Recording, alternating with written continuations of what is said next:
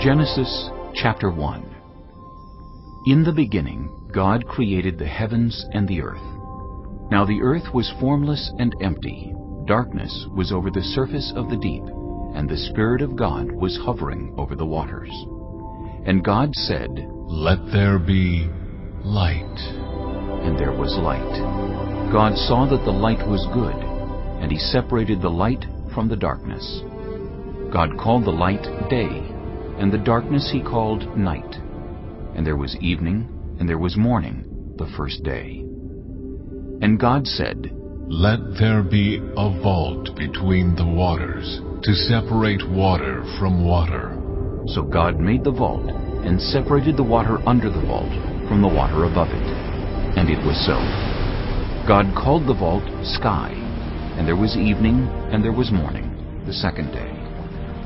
And God said, "Let the water under the sky be gathered to one place, and let dry ground appear." And it was so. God called the dry ground land, and the gathered waters He called seas. And God saw that it was good. Then God said, "Let the land produce vegetation, seed-bearing plants and trees on the land that bear fruit with seed in it, according to their various kinds." And it was so. The land produced vegetation, plants bearing seed according to their kinds, and trees bearing fruit with seed in it according to their kinds. And God saw that it was good. And there was evening, and there was morning, the third day. And God said, "Let there be lights in the vault of the sky to separate the day from the night, and let them serve as signs to mark sacred times and days and years. And let them be lights in the vault of the sky to give light on the earth." And it was so. God made two great lights, the greater light to govern the day, and the lesser light to govern the night. He also made the stars. God set them in the vault of the sky to give light on the earth, to govern the day and the night, and to separate light from darkness. And God saw that it was good. And there was evening, and there was morning, the fourth day. And God said, "Let the water teem with living creatures, and let birds fly above the earth across the vault of the sky." So God created the great creatures of the sea, and every living thing with which the water teems, and that moves about in it, according to their kinds, and every winged bird, according to its kind. And God saw that it was good. God blessed them and said, "Be fruitful, and increase in number, and fill the water in the seas, and let the birds increase on the earth."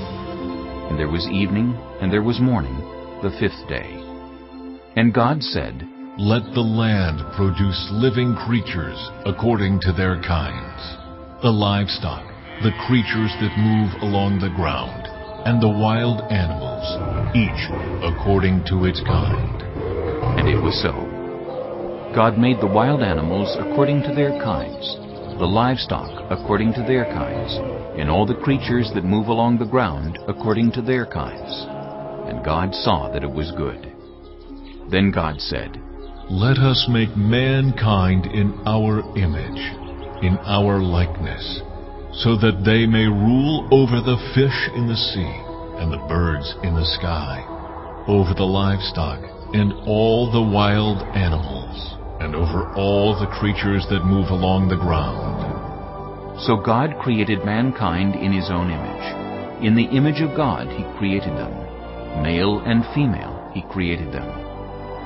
God blessed them and said to them, "Be fruitful, and increase in number. Fill the earth and subdue it. Rule over the fish in the sea, and the birds in the sky, and over every living creature that moves on the ground."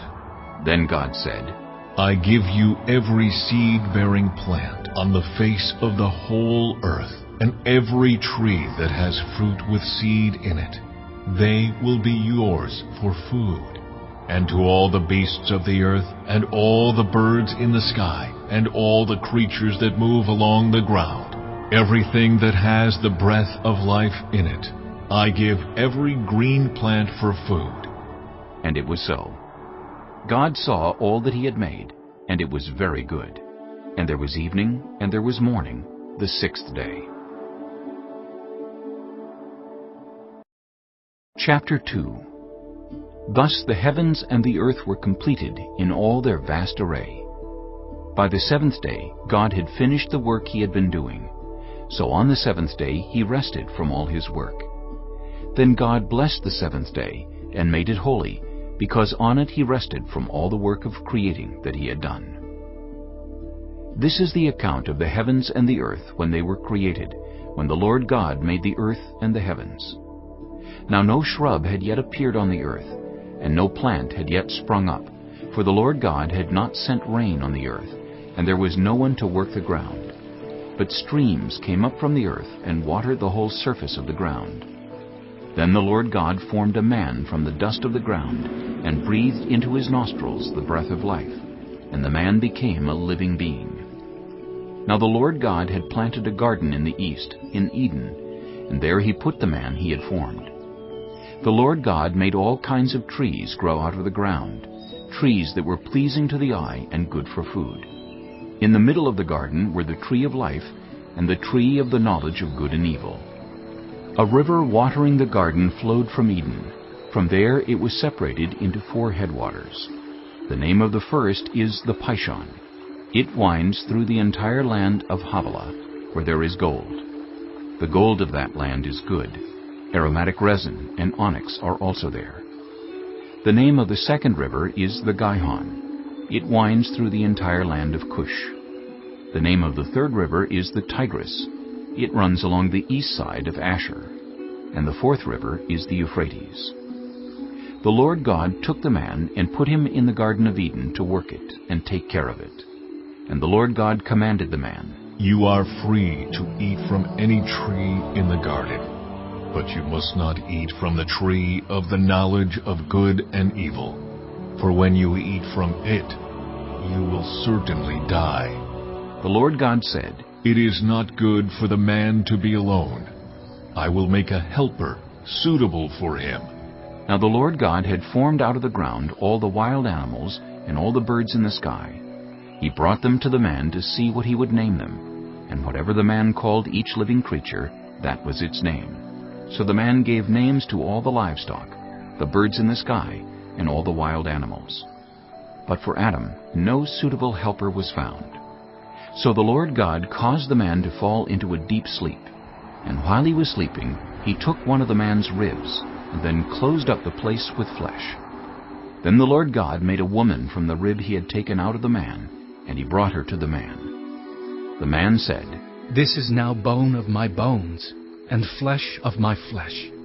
She shall be called woman, for she was taken out of man." That is why a man leaves his father and mother and is united to his wife, and they become one flesh.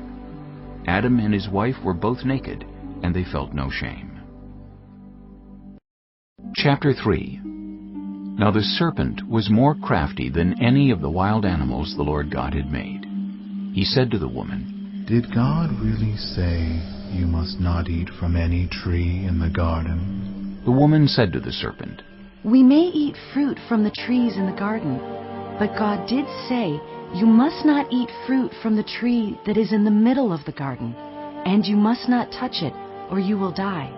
"You will not certainly die," the serpent said to the woman, "for God knows that when you eat from it, your eyes will be opened, and you will be like God, knowing good and evil." When the woman saw that the fruit of the tree was good for food and pleasing to the eye, and also desirable for gaining wisdom, she took some and ate it. She also gave some to her husband, who was with her, and he ate it. Then the eyes of both of them were opened, and they realized they were naked. So they sewed fig leaves together and made coverings for themselves. Then the man and his wife heard the sound of the Lord God as he was walking in the garden in the cool of the day. And they hid from the Lord God among the trees of the garden. But the Lord God called to the man, "Where are you?"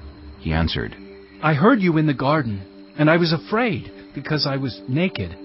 So I hid." And he said, "Who told you that you were naked?" Have you eaten from the tree that I commanded you not to eat from? The man said, The woman you put here with me, she gave me some fruit from the tree, and I ate it. Then the Lord God said to the woman, What is this you have done? The woman said, The serpent deceived me, and I ate. So the Lord God said to the serpent, Because you have done this, cursed are you above all livestock and all wild animals. You will crawl on your belly, and you will eat dust all the days of your life. And I will put enmity between you and the woman, and between your offspring and hers. He will crush your head, and you will strike his heel. To the woman he said, I will make your pains in childbearing very severe. With painful labor you will give birth to children. Your desire will be for your husband, and he will rule over you. To Adam he said, Because you listened to your wife and ate fruit from the tree about which I commanded you, you must not eat from it. Cursed is the ground because of you. Through painful toil you will eat food from it all the days of your life. It will produce thorns and thistles for you, and you will eat the plants of the field. By the sweat of your brow you will eat your food until you return to the ground, since from it you were taken. For dust you are, and to dust you will return. Adam named his wife Eve, because she would become the mother of all the living. The Lord God made garments of skin for Adam and his wife and clothed them. And the Lord God said, The man has now become like one of us, knowing good and evil. He must not be allowed to reach out his hand and take also from the tree of life and eat, and live forever. So the Lord God banished him from the Garden of Eden to work the ground from which he had been taken. After he drove the man out, he placed on the east side of the Garden of Eden cherubim and a flaming sword flashing back and forth to guard the way to the tree of life.